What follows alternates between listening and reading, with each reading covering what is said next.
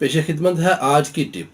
हम रोज़मर्रा बहुत सारे काम करते हैं, हम रूटीन में बहुत सारे काम करते हैं, लेकिन जहन ये होना चाहिए और फोकस ये होना चाहिए कि हम जो काम कर रहे हैं उसका मकसद क्या है। अगर मकसद हमारे जहन से ओझल रहेगा, उस काम का हकीकी फ़ायदा हम हासिल नहीं कर सकेंगे। मसलन खाने का मकसद क्या है? खाने का मकसद टेस्ट नहीं आम तौर पे समझा जाता है।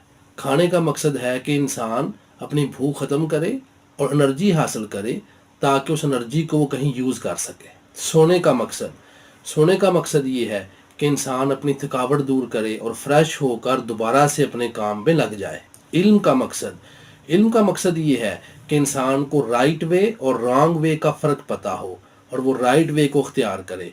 हुनर का मकसद ये है कि इंसान रोज़गार कमाए, दुनिया में इंसान पैसा कमाए। इस्लामिक कॉन्सेप्ट्स को ले लें। कलमा तैयबा का मकसद ला इलाहा इल्लल्लाहु मुहम्मदुर रसूलुल्लाह। अब मकसद क्या है?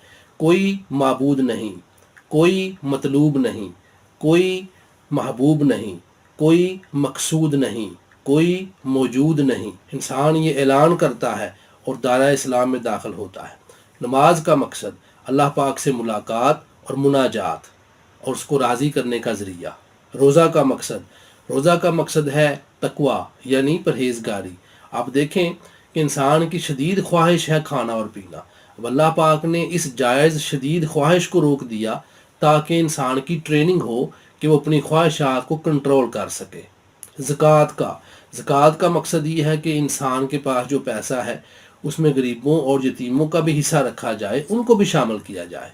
हज का मकसद अल्लाह पाक के घर की ज़ियारत और अम्बिया अलैहिमुस्सलाम की सुन्नतों पे अमल, ये हज है। आइए ज़िंदगी का मकसद समझते हैं। ज़िंदगी का मकसद क्या है? अल्लाह पाक ने हमें ज़िंदगी अता फरमाई, इसका मकसद क्या है?